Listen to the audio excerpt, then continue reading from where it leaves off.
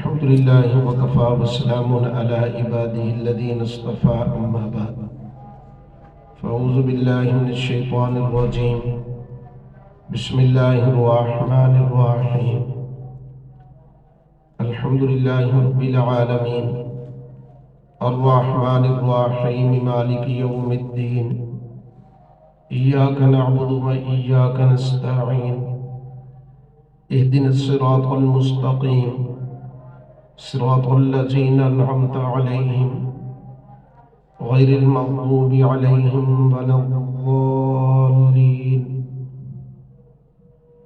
سبحان ربك رب العزة عما يصفون وسلام على المرسلين والحمد لله رب العالمين اللهم صل على سيدنا محمد وعلى آل سيدنا محمد وبارك وسلم۔ اللہ رب العزت نے ہمیں دو عظیم الشان نعمتیں عطا فرمائی، قرآن عظیم الشان اور اللہ کے پیارے حبیب صلی اللہ علیہ وسلم کی ذات مبارکہ۔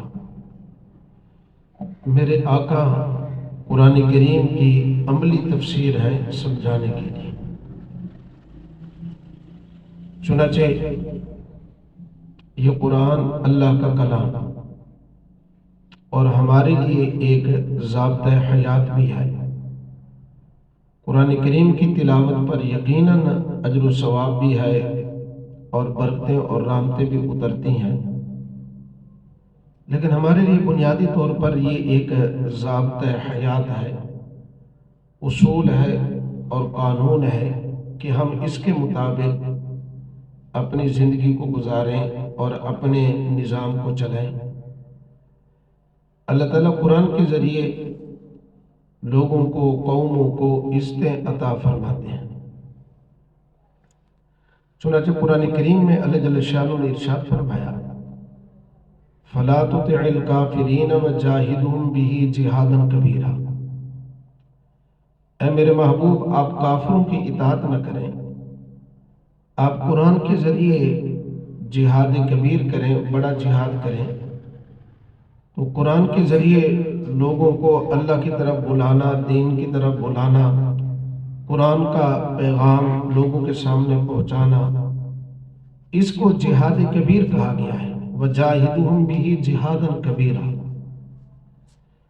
اور یہ قرآن عمل کرنے کے لیے ہے، چنانچہ اگر قرآن پر عمل نہیں ہوگا تو قیامت کے دن اللہ کے رسول صلی اللہ علیہ وسلم فرمائیں گے وَقَالَ الرَّسُولُ يَا رَبِّ إِنَّ قَوْمِي اتَّخَذُوا هَٰذَا الْقُرْآنَ مَهْجُورًا، کہ اے میرے رب، میری قوم نے قرآن کو چھوڑ دیا تھا۔ یعنی پڑھنا بھی ہوتا ہے، عمل بھی کرنا ہوتا ہے۔ عمل کرنے کے لیے ضروری ہے کہ پہلے فہم قرآن تو ہونا، قرآن کو سمجھا تو جائے نا۔ چنانچہ قرآن اللہ تعالیٰ نے اپنے پیارے حبیب صلی اللہ علیہ وسلم پر 40 سال عمر پورا ہونے پر جب مقام نبوت اور رسالت عطا فرمایا، اقرأ بسم ربک الذی خلق والی 5 آیات مبارکہ اتری۔ ہجرت کے بعد 10 سال مدینہ منورہ میں گزارے، دنیا سے پردہ فرمایا۔ 23 سال کے عرصہ میں اللہ تعالیٰ نے یہ قرآن عظیم الشان کی 6666 آیات مبارکہ نازل فرمائی۔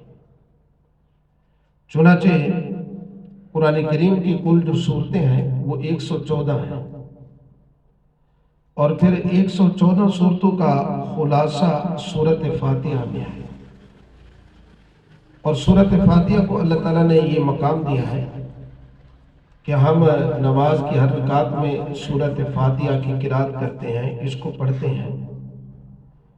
اس لیے ہم نے مناسب سمجھا کہ سورۃ فاتحہ تقریباً ہر مسلمان کو یاد ہوتی ہے، سورۃ اخلاص بھی یاد ہوتی ہے۔ سورۃ اخلاص کا ایک مرتبہ بیان جمعے میں گزر چکا ہے، تو سورۃ فاتحہ کے متعلق مناسب سمجھا کہ ہم نماز کی ہر رکعت میں پڑھتے ہیں، تقریباً ہر مسلمان کو یاد ہے۔ کم اس کا ترجمہ، اس کے تفسیری نکات اور اس سے تعلق رکھنے والی فضائل والی باتیں عرض کی جائیں تاکہ میرے بھائیوں کو مسلمانوں کو نفع عام ہو۔ چنانچہ سورۃ فاتحہ جب شروع کرتے ہیں یا قرآن کریم کی تلاوت جب شروع کرتے ہیں، بنیادی طور پر مسلمان پہلے اعوذ باللہ من الشیطان الرجیم پڑھتا ہے اور پھر اس کے بعد بسم اللہ الرحمن الرحیم پڑھتا ہے۔ سورۃ فاتحہ سے پہلے بھی یہی، اور قرآن کریم کی تلاوت کے شروع کے اندر بھی یہی، اعوذ باللہ اور بسم اللہ یہ دونوں چیزیں پڑھی جاتی ہیں۔ اعوذ باللہ کو تحفظ کہتے ہیں اور بسم اللہ کو تسمیہ کہتے ہیں۔ اب آج کے بیان میں صرف اعوذ باللہ اور بسم اللہ کے متعلق اسرار اور رموز، اس کے معانی اور مطالب کو انشاءاللہ بیان کرنا ہے۔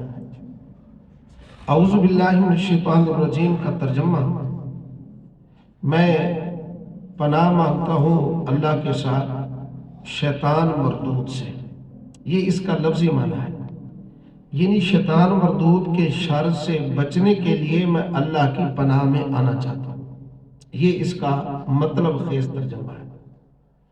اب یہاں اعوذ باللہ من الشیطان الرجیم کہ جب ہم قرآن کو شروع کر رہے ہوتے ہیں تو ہم اعوذ باللہ پڑھتے کیوں ہیں؟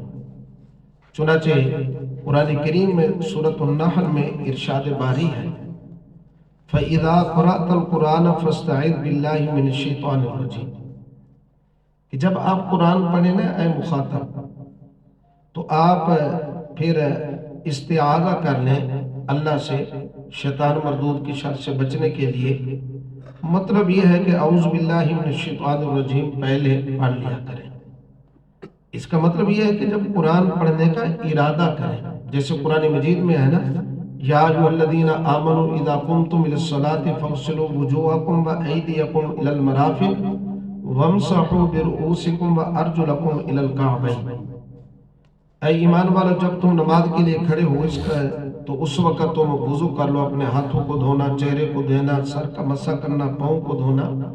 جب نماز کے لیے کھڑے ہو، اس کا یہ مطلب نہیں ہے کہ جب صفیں بنا رہے ہو نا تو اس وقت تم کیا کرو، وضو کرو، یعنی نماز کا جب ارادہ کرو تو پہلے وضو کرو۔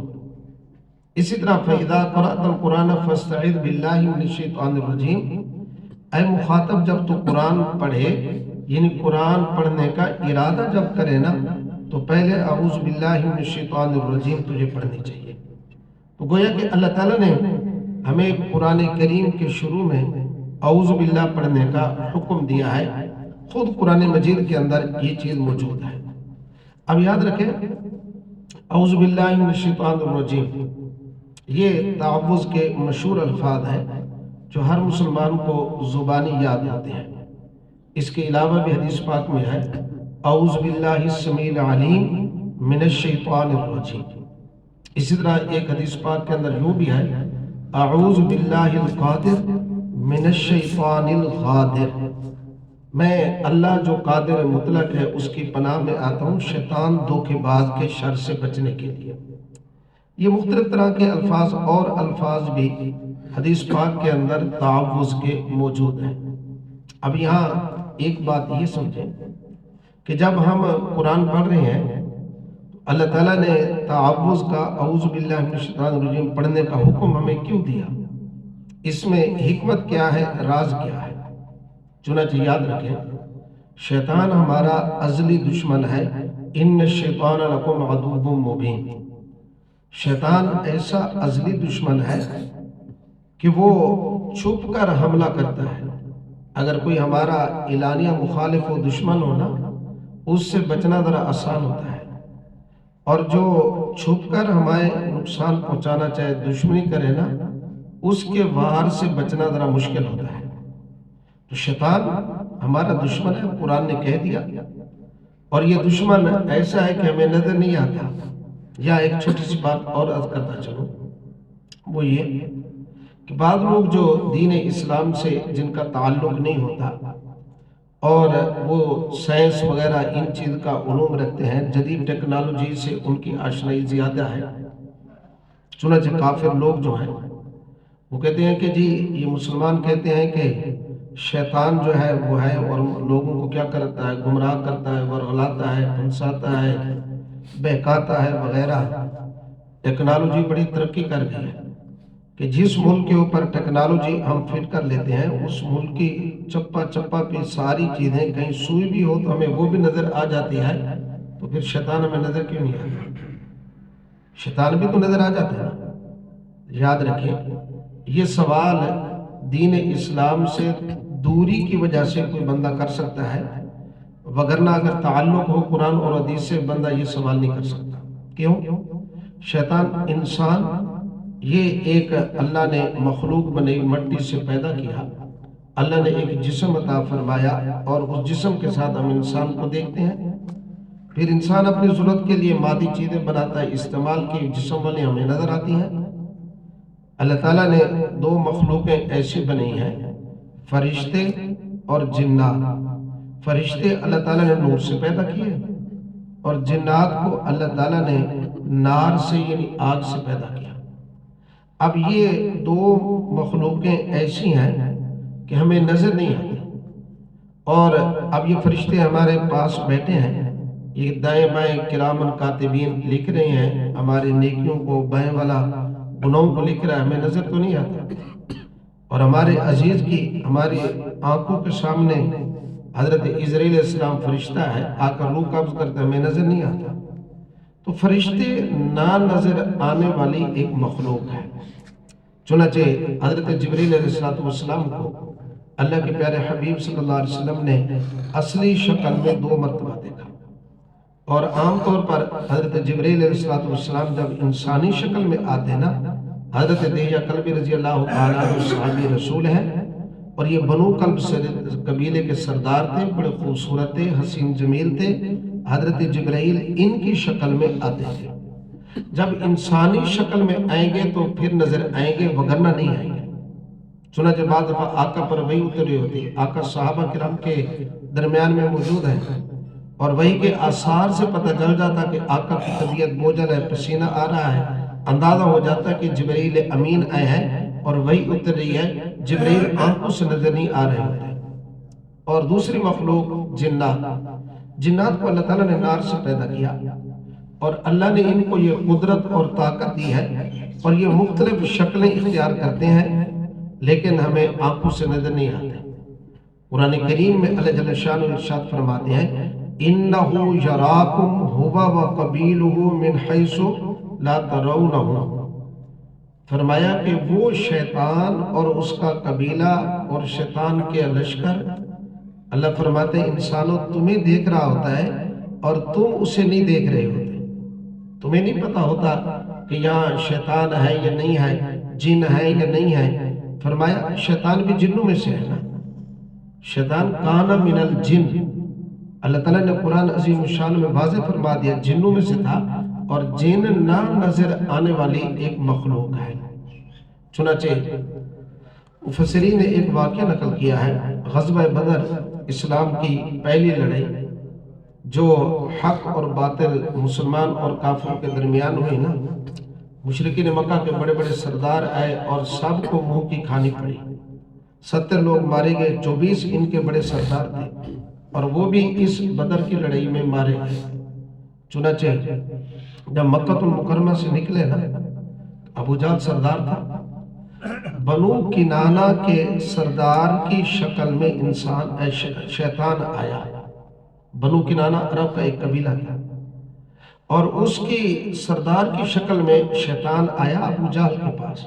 कहने लगा कि जी ऐसा करो कि तुमने पीछे नहीं हटना, आज मुसलमानों से, आप सल्लल्लाहु अलैहि वसल्लम और सहाबा किराम रिज़वानुल्लाह अलैहिम अजमाइन से लड़ना है, हम इनको ख़त्म कर देंगे, मादल्ला ये कर देंगे, वो कर देंगे।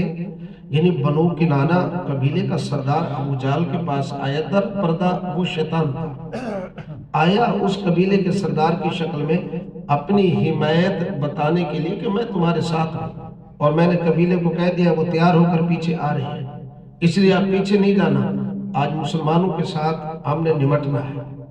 चुनाचे चलते चलते जिस वक़्त बदर में पहुंचे, अब बदर के अंदर जब उस मैदान में पहुंचे ना, तो ये बनु किनाना का जो सरदार था, दरपर्दा तो वो शैतान था ना, शक्ल उसने वो इख्तियार की हुई थी ना। चुनाचे अबू जहल के हाथ में हाथ था, اب جس وقت شیطان نے دیکھا نا کہ حضرت جبریل علیہ السلام اور فرشتے ہزار اتر چکے ہیں، شیطان کو تو پتا تھا کہ یہ فرشتے ہیں، اب میری خیر تو نہیں ہے، اس لیے شیطان جو ہے نا ہاتھ چھڑا کر پیچھے جانے لگا۔ ابو جہل نے کہا آپ پیچھے کیوں جانتے ہیں سردار صاحب؟ کہنے لگا جو چیز میں دیکھ رہا ہوں آپ نہیں دیکھ رہے، آپ کو کیا پتا کہ فرشتے یہاں اتر چکے ہیں نا؟ تو گویا کہ اسی طرح کھڑے کھڑے اچانک جسم اس کا غائب ہوا اور بالکل وہ غائب ہو گیا، چونکہ وہ شیطان تھا، شیطان جنوں میں سے ہے اور شیطان ہمیں نظر نہیں آتا۔ چنانچہ شیطان جنوں میں سے نہ نظر آنے والی ایک چیز ہے اور ہمارا دشمن ہے، اور دشمن کبھی بھی یاد رکھیں خیر خیر نہیں چاہتا۔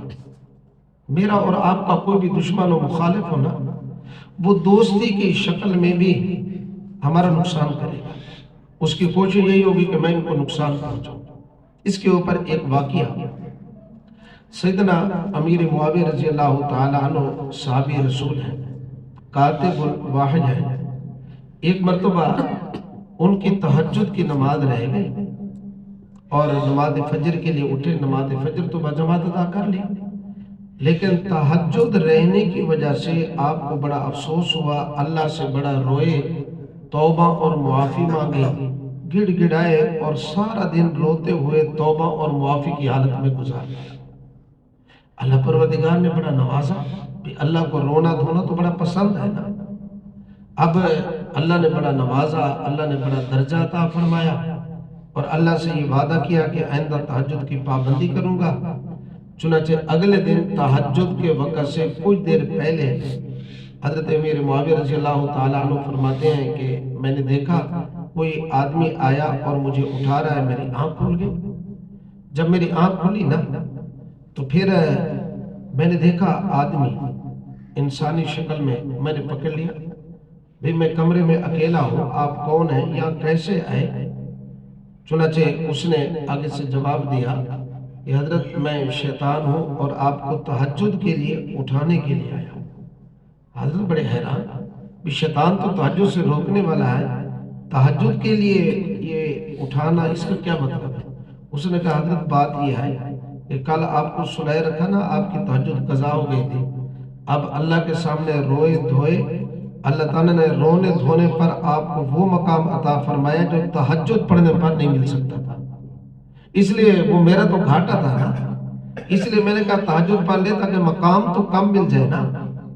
شیطان بتانے کا، اس واقعہ سنانے کا مقصد یہ ہے کہ شیطان بڑا نامراد ہے، ہمارا دشمن ہے، خیر خواہی کی شکل میں بھی وہ اپنے حملے میں اور وار میں کامیاب رہتا ہے۔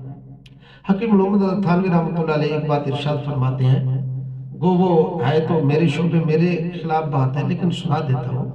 وہ یہ فرماتے ہیں کہ یہ یاد رکھیں کہ حافظ کا، قاری کا، مولوی، عالم کا شیطان جو ہوتا ہے اس سے کم درجے کا نہیں ہوتا، وہ بھی اسی طرح حافظ، قاری، عالم بڑے درجے کا ہوتا ہے، تبھی تو بہکا لیتا ہے نا۔ اگر کم درجے کا ہوتا تو پھر کیوں بہکاتا؟ بڑے درجے کا ہے نا۔ اور پھر یہ صوفی، عابد وغیرہ، اس کا شیطان بھی اس سے کم درجے کا نہیں ہوتا، تبھی تو بندے کو بہکا لیتا ہے نا۔ فرمایا حضرت تھانوی رحمۃ اللہ علیہ نے کہ یہ شیطان ان دو پیچ کو جانتا ہے، اس لیے ہر بندے پر اس کی طبیعت اور سطح کے مطابق، درجے کے مطابق حملہ کرتا ہے۔ صوفی آدمی، نیک آدمی، نماز آدمی، قاری، عالم، اس سے ابتدا میں یوں نہیں کہے گا کہ آپ شراب پی لیں یا بڑا گناہ کر لیں، رفتہ رفتہ لین پہ لے آئے گا۔ تو باہر کیا، شیطان چونکہ ہمارا دشمن ہے، جب ہم قرآن کی تلاوت کے لیے بیٹھیں گے، قرآن کی تلاوت شروع کریں گے، بھی وہ تو دشمن ہے، اور تلاوت کے اوپر بندے کو اپنے رب کا قرب نصیب ہوتا ہے، اور قرآن کی تلاوت کرنے والا بندہ ایسے ہے جیسے اللہ سے ہم کلامی کر رہا ہو، اللہ سے گفتگو کر رہا ہو۔ قرآن پڑھنے والے پر اللہ کی طرف سے رحمتیں اور برکتیں اترتی ہیں، اس بندے پر، اس کے گھر پر، اس کے اہل و عیال پر۔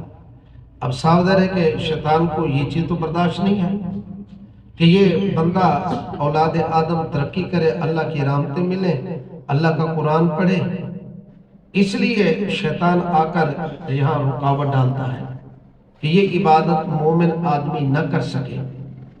تو اس لیے آدمی شروع کے اندر اللہ نے حکم دیا کہ ظالم ہے اور وہ رکاوٹ ڈالے گا، اس لیے تم اللہ پروردگار کی پناہ میں آ جاؤ. اعوذ باللہ من الشیطان الرجیم.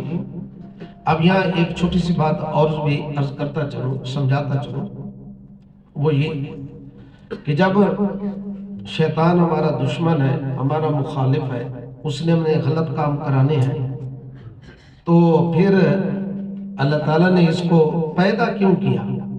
تھوڑی سی گونج کر، اللہ تعالیٰ نے اس کو پیدا کیوں کیا؟ اللہ تعالیٰ اس کو پیدا ہی نہ کرتے. لیکن یاد رکھیں پیدا کرنے کی بھی حکمت ہے. وہ حکمت کیا ہے میرے بھائی؟ ذرا آپ اس کو مثال کے ذریعے سمجھیں نا. اب روشنی کی ہمیں قدر ہے، اور روشنی کی قدر کب ہوتی ہے؟ جب رات ہوگی، اندھیرا ہوگا، پھر قدر ہوگی. اگر رات ہی نہیں ہے تو روشنی کی قدر کہاں ہوگی میرے بھائی؟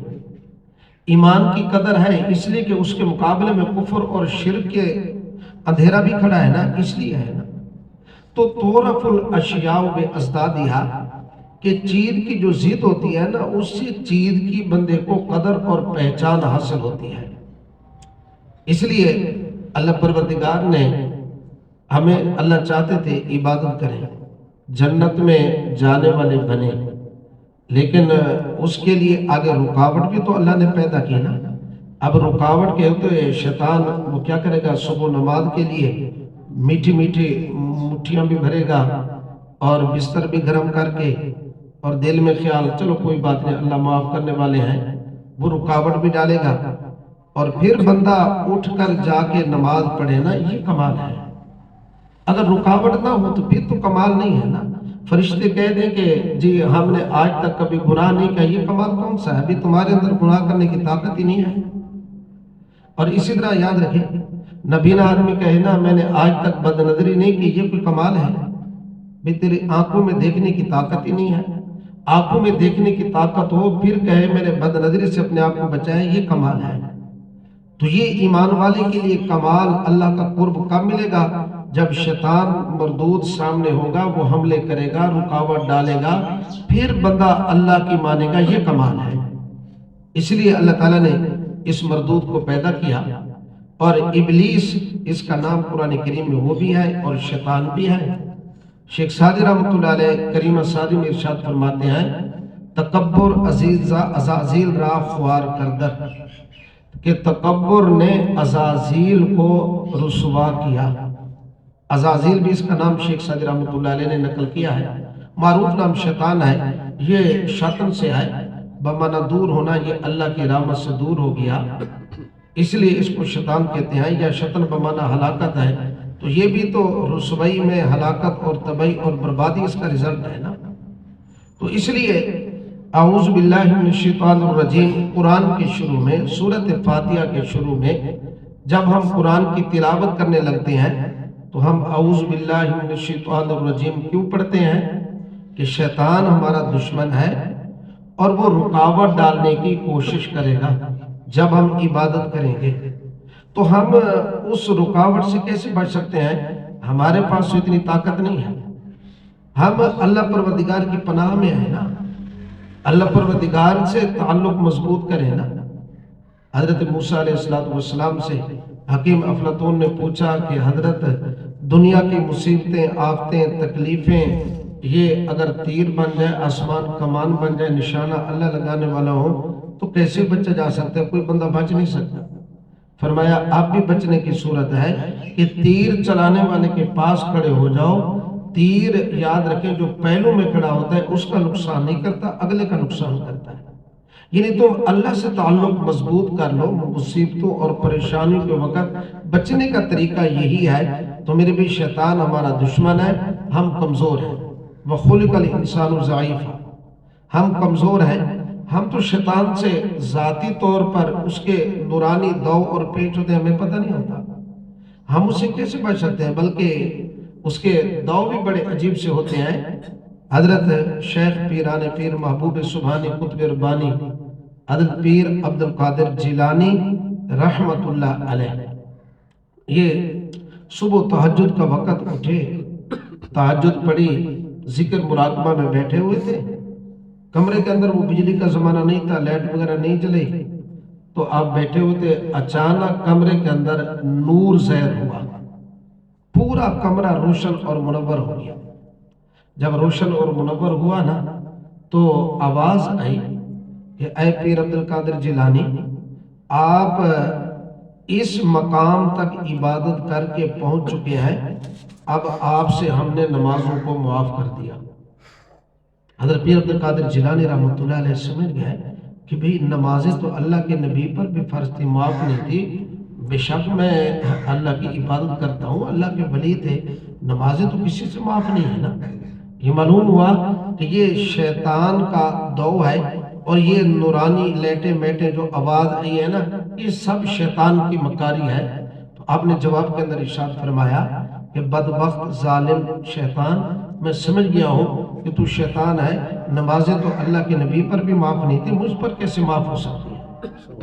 جب یہ بات کہی نا تو اس نے اگلا حملہ کیا، اس نے کہا کہ اے پیر عبد القادر جیلانی، آج آپ کے علم نے آپ کو بچا لیا ہے، آج آپ کے علم نے آپ کو بچا لیا ہے۔ حضرت پیر عبد القادر جیلانی رحمۃ اللہ علیہ نے، وہ اللہ والے تھے، بھئی ہمارے جیسا کوئی بندہ ہوتا تو وہ بڑا خوش ہو جاتا کہ میرے علم کا اعتراف ہو رہا ہے، میرے کمالات کو اگلا آدمی مان رہا ہے، لیکن وہ اللہ والے تھے، نیک تھے، وہ اولیاء اللہ کے سرداروں میں شمار ہوتے ہیں۔ تو فرمانے لگے بدبخت شیطان، تو نے پہلے سے بھی خطرناک حملہ کیا ہے، میرے علم نے مجھے نہیں بچایا، میرے اللہ نے مجھے بچا لیا ہے، میرے اللہ نے مجھے بچا لیا ہے۔ اب یہ دیکھیں نا، اب یہ اس کا نورانی دور، شیطان عبادت کے لیے رکاوٹ، ہم جو جو نیک کام کرنا چاہیں آگے رکاوٹ ڈالنے کی پوری کوشش کرتا ہے۔ جب ہم قرآن کی تلاوت کریں گے، سورۃ فاتحہ پڑھیں گے تو شیطان رکاوٹ تو ڈالے گا۔ اب اس سے بچنے کا طریقہ کیا تھا ہمارے پاس؟ اس سے بچنے کا طریقہ یہ تھا کہ اللہ ہمارے خالق بھی ہیں، مالک بھی ہیں، ان اللہ علی کل شیء قدیر ذات بھی ہے، ہم اس اللہ کی پناہ میں آ جائیں، اس اللہ سے، اس اللہ کی حفاظت میں آ جائیں۔ اس لیے اعوذ باللہ من الشیطان الرجیم پڑھنے کی ہمیں ترغیب دی گئی ہے۔ ایک صحابی تھے، کہنے لگے یا رسول اللہ صلی اللہ علیہ وسلم، میں جب نماز کے لیے کھڑا ہوتا ہوں نا تو شیطان نامراد بسا اوقات میرے سامنے محسوس ہوتا ہے، آگے رکاوٹ ڈال رہا ہے۔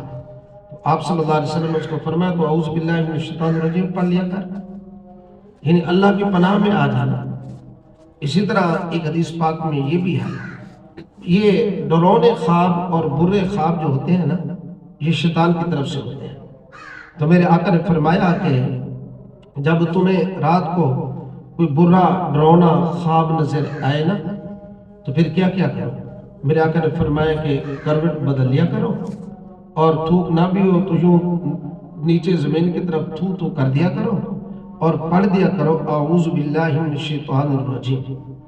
جب تم یہ پڑھ لو گے نا، اللہ تعالیٰ اس خواب کی بری تعبیر سے تمہاری حفاظت فرمائیں گے۔ اب یہاں بھی شیطان آ رہا ہے نا، تو ہم اللہ کی پناہ میں آ رہے ہیں۔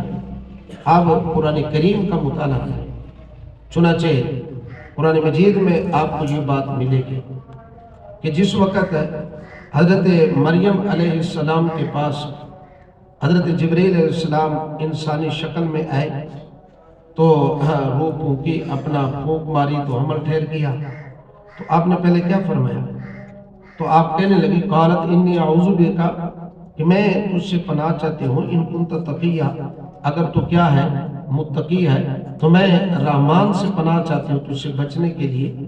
فرمایا کہ اب یہاں دیکھیں اعوذ، تو یہ انسان میرے پاس اجنبی یا تنہائی میں آ گیا تو حضرت مریم علیہ السلام بھی اللہ کی پناہ میں آ رہی ہے۔ اور اسی طرح قرآن کریم میں ایک جگہ اور ہے، حضرت یوسف علیہ السلام کو جب حضرت اپنا زلیخا نے دعوت دی اور بلایا، پکارا، ارادہ برا تھا زلیخا کا، حضرت یوسف علیہ السلام نے کیا فرمایا؟ قال معاذ اللہ، میں اللہ کی پناہ میں آنا چاہتا ہوں کہ وہ اللہ میرا رب ہے، میرا پروردگار ہے. تو یہ حضرت یوسف علیہ السلام بھی تو اللہ کی پناہ میں آ رہے ہیں، حضرت مریم علیہ السلام بھی تو اللہ کی پناہ میں آ رہی ہیں. اب قرآن کریم کا میں نے 2 باتیں نقل کی ہیں صرف. آپ قرآن کریم کا اگر مطالعہ کریں تو 20 جگہ آپ کو ملے گا کہ مقدس ہستیاں بھی شیطان کے شر سے بچنے کے لیے اللہ کی پناہ میں آتی تھی. میرے آقا امام حسن امام حسین رضی اللہ تعالیٰ عنہما کو جب دم کرتے نا تو یوں پڑھا کرتے تھے اعوذ بکلمات اللہ التامات من شر ما خلق. اب یہ برے فرمایا مخلوق کی جو اپنا کلمات کے برے شر وغیرہ برائی اس چیز سے اے حسن حسین میں تمہیں اللہ کی پناہ میں دیتا ہوں. اب یہاں بھی تحفظ کا معنی پناہ ہوتا ہے نا، میں اللہ کی پناہ میں. اچھا قرآن کریم کی جو آخری 2 صورتیں ہیں میرے آقا پر جادو ہوا، دونوں صورتیں اکٹھے نازل ہوئی. قل اعوذ برب الفلق میں صبح کی رب کی پناہ میں آتا ہوں. قل اعوذ برب الناس میں لوگوں کے رب کی پناہ میں آتا ہوں. تو گویا کہ آدمی اللہ کی پناہ میں جب آ جائے نا تو پھر شیطان مردود کے شر سے بچ جاتا ہے. یہ حکمت اور راز ہے کہ جب ہم سورۃ فاتحہ یا قرآن کریم کو شروع کر رہے ہوں تو پہلی مرتبہ اعوذ باللہ من الشیطان الرجیم پڑھنا لازمی ہے، ضروری ہے. بمعنی فرض نہیں کہہ رہا، لازمی کا مطلب اس کا پورا اہتمام کرنا چاہیے. اعوذ باللہ پڑھنا ہے سنت عمل. قرآن کریم کے شروع کے اندر بھی پہلے اعوذ باللہ پڑھنا سنت ہے. اور نماز کے اندر یاد رکھیں کہ پہلی رکعت کے اندر یہ سورۃ فاتحہ اور بسم اللہ سے پہلے اعوذ باللہ من الشیطان الرجیم پڑھنا بھی سنت عمل ہے. اگر کوئی بندہ بھول گیا اعوذ باللہ نماز میں نہیں پڑھی سورۃ فاتحہ بسم اللہ سے پہلے تو فرمایا اس کی نماز ہو جاتی ہے. سجدہ صاحب کی ضرورت بھی نہیں ہے. سجدہ صاحب کا تعلق تو واجب اگر چھوٹ جائے اس پر ہوتا ہے، فرض اپنی جگہ سے آگے پیچھے ہو جائے پھر سجدہ صاحب کرنا پڑتا ہے. یہاں اعوذ باللہ پڑھنی چاہیے. اور سورۃ فاتحہ کے شروع میں بھول گیا درمیان میں نہ پڑھے، نہ ہی سجدہ صاحب کرے. بھول تو اللہ معاف فرما دیتے ہیں نا. تو یہ حکمت اور راز ہے کہ سورۃ فاتحہ یا قرآن کریم سے پہلے. اچھا ایک مسئلے کی بات ذہن میں رکھیں، اعوذ باللہ کا تعلق صرف قرآن کی قرات کے ساتھ ہے کہ جب آپ تلاوت شروع کر رہے ہو نا پھر اعوذ باللہ من الشیطان الرجیم پڑھیں. ہر عبادت کے شروع میں اعوذ باللہ نہیں، وہاں بسم اللہ ہے. یہ اگلے جمعے بسم اللہ میں وضاحت آ رہی ہے، وہاں بسم اللہ پڑھنی چاہیے. اعوذ باللہ کا تعلق صرف قرآن کریم کی تلاوت کے ساتھ ہے. تو میں نے آج صرف تحفظ اعوذ باللہ من الشیطان الرجیم کا ترجمہ اور مفہوم اور تفسیری نکات عرض کیے. دعا ہے کہ اللہ تعالیٰ توفیق عمل نصیب فرمائے. وما علینا الا البلاغ.